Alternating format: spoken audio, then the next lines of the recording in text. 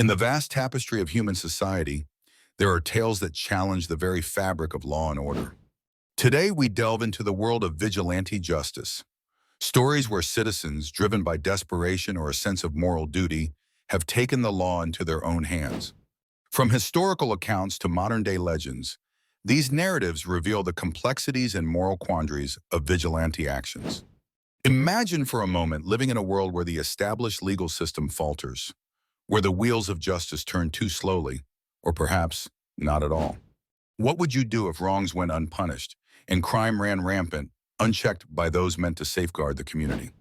This is the crucible from which vigilantes are born. Let's travel back in time to the 19th century American frontier, a land characterized by its vast, untamed wilderness and dotted with fledgling settlements. It was here, amidst lawlessness and frequent violence, that the notion of the vigilante took root. When justice was out of reach, groups of citizens formed to protect their towns.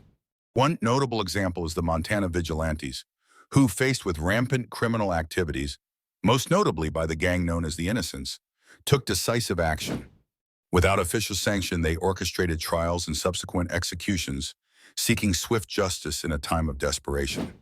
Closer to the present day, we find the curious case of Phoenix Jones, a real-life superhero patrolling the streets of Seattle.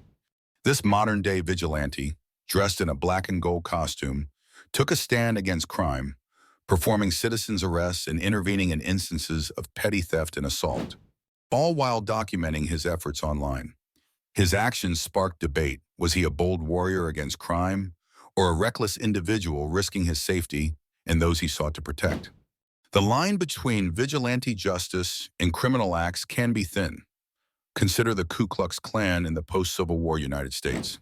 While initially framed by some as a response to lawlessness and societal chaos, it quickly devolved into a campaign of terror and racism, showcasing how easily vigilantism can spiral into tyranny and injustice without checks and balances.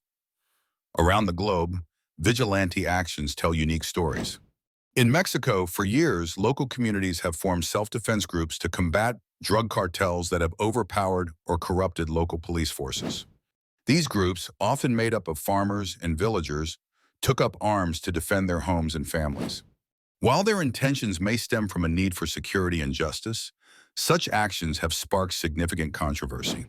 Critics argue about the long-term consequences of circumventing official systems, while supporters claim it's a necessary measure in the face of systemic failure.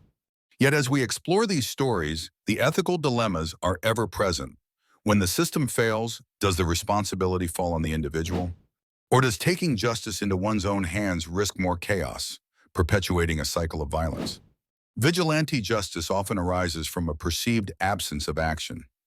But where do we draw the line between justice and revenge, between defense and aggression?